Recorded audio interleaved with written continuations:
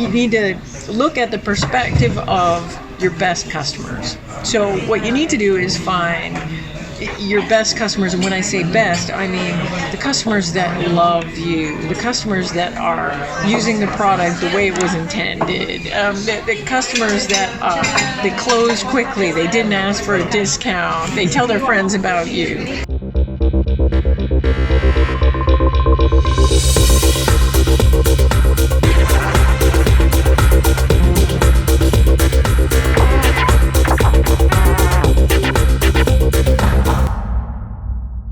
I know exactly why it happens. Do you know why it happens? We founders, when they start a company, a startup, they have an idea for what they're going to build. So they're generally quite passionate about the idea. So they say, you know what? I hate email. We're going to build better email. Or, databases are stupid. Let's build a better database or a better CRM. And so then they go and they build it.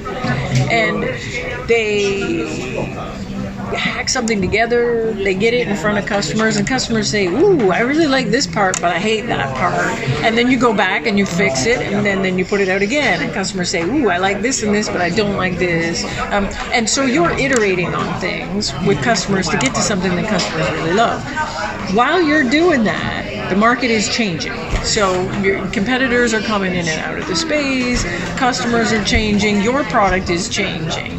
And you fast forward a few years, and suddenly you've got a thing that you intended to build email, but if you look at it now, what it really is chat. But in your mind, it's still email, because it was always email. And so what happens is product changes, market changes, everything changes, and then your customers see your thing, and you're like, what do you think of my email? It's amazing, right? And the customers are like, I don't know, man. Like, you're calling that thing email, but it kind of seems like chat. I can't figure it out. So you had positioning, but you didn't really think about it. And so how the positioning gets bad is you're pulling along this kind of default positioning that you've had since you conceived of the idea, but it's not necessarily the best way to position what you do right now.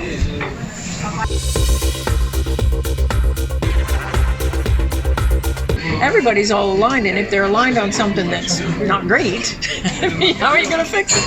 So the big thing is so the first step is you have to kind of open your mind to the idea that maybe you're not in the business you thought you were in. Maybe your thing is different than what you thought. So that's the first step. The first step is you don't have to change your mind right away, but you have to open yourself to the idea that maybe it's not email. Second step is you need to look at the perspective of your best customers. So what you need to do is find your best customers, and when I say best, I mean the customers that love you, the customers that are using the product the way it was intended, the customers that they close quickly, they didn't ask for a discount, they tell their friends about you. Those folks, you need to separate them out from the rest of your customer set, because we all have bad customers. We separate it from the rest of the customer set, and then we need to understand if your product didn't exist, how would they solve the problem that they're solving with your product today? So, which is really a way of saying, what are the alternatives to what you do? And that will help you fix in your mind, okay, this is the actual competition. And it's usually surprising what they tell you. Like, it's not another software product. It's, I do it on a spreadsheet, or I'd hire an intern, or things like that. But you need to understand what the actual competition is. And then you have to figure out, how do I win against that? So what have I got feature function-wise, capability-wise, that alternative doesn't have? And that's usually a giant list of things. These are all my features I have. And then you need to translate that list of things into value for customers. So, we have whatever megapixel camera on my phone. Well, who cares? Why is that valuable? It's valuable because I have a clear photo even when I zoom.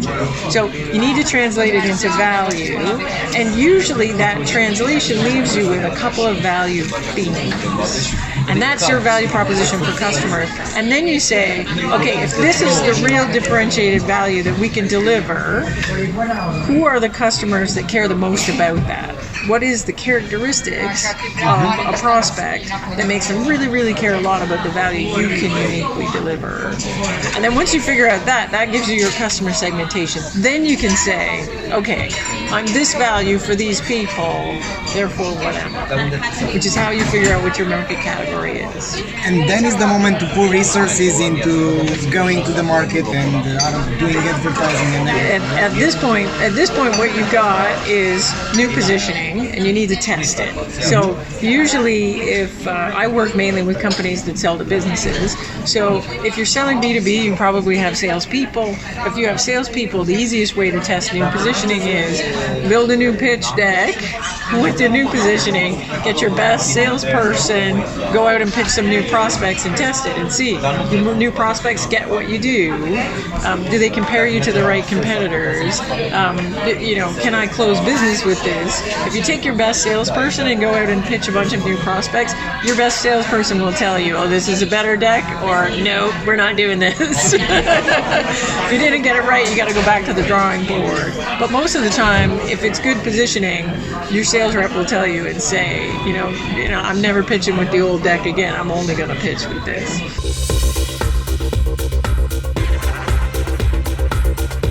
So the book is, when I was trying to figure out how to do positioning as a brand new vice president of marketing, I was stunned that there were books on positioning that described what positioning was. There's a very famous book called Positioning: The Battle for Your Mind by these guys, Rees and Trout.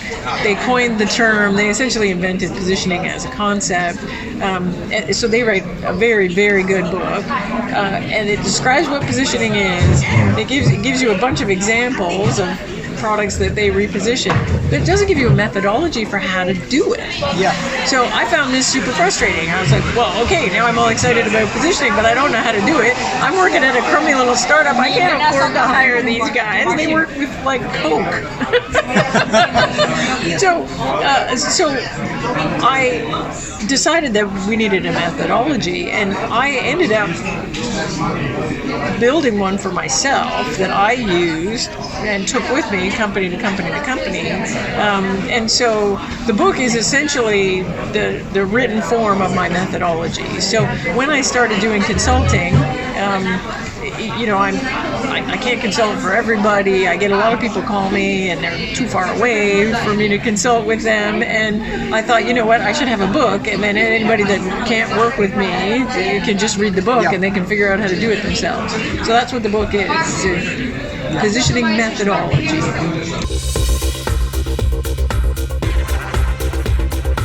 It's pretty great. We were talking about this earlier, and I was saying, like, this feels like the reward phase of my career. I spent so many years working at startups, and startups are so fun, but they're stressful. Like, part of the fun is the stress, that everything feels like an emergency, and everything feels like life or death, and do or die, but it's stressful. And so after years and years and years of that, consulting feels like the reward for all of that. I'm very good at one thing. Like, there's a lot of things I'm not good at, but I'm very good at one thing. I get to be quite picky about who I work with because, I get a lot of inbound requests for work. So I'm very picky about the companies I work with, and I get to do this one thing that I'm very, very good at, that I really enjoy doing. And so this phase feels like it feels great. I'm just basically doing good work with good people. I would like to do this for the rest of my life. You know what? I didn't do, in the early phase of my career, I fell in love with products. Like, I joined companies because I thought their products were cool. and I didn't pay enough attention to people. And so I worked for some really not fun bosses, like CEOs who were brilliant entrepreneurs, but kind of jerks. And I wish I had spent those years working for people that were not quite so jerky, because there's lots of entrepreneurs out there that aren't like that. And so I think the advice I wish I could give my younger self is, look, you don't have to work for these jerky people. You can go work for people that aren't jerks and be successful there too. So I think I got blinded by product early in my career. If I thought a product was cool, I'd go work there because I'm like, oh, I'm going to sell so much of this. We're going to market it. It's going to be so great. But I didn't pay enough attention to team and people.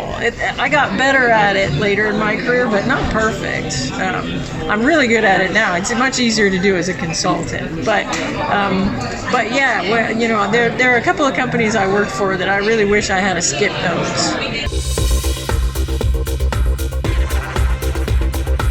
I think direct to consumer is super exciting. So I think and I love that we're seeing this trend of brands that used to rely on a channel trying to go straight at their consumers, and I think everybody's going to benefit from that. I think it's good for consumers. I think it's good for the brands. I think it's good for everybody.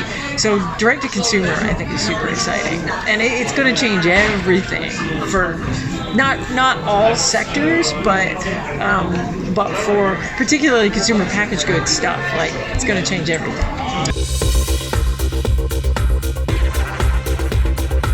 I have a website. It's aprildunford.com. I'm fairly active on Twitter, and that's about it. I'm at April Dunford on Twitter and Instagram and other places. And I speak at a lot of conferences, at least this year. So coming soon to a conference near you.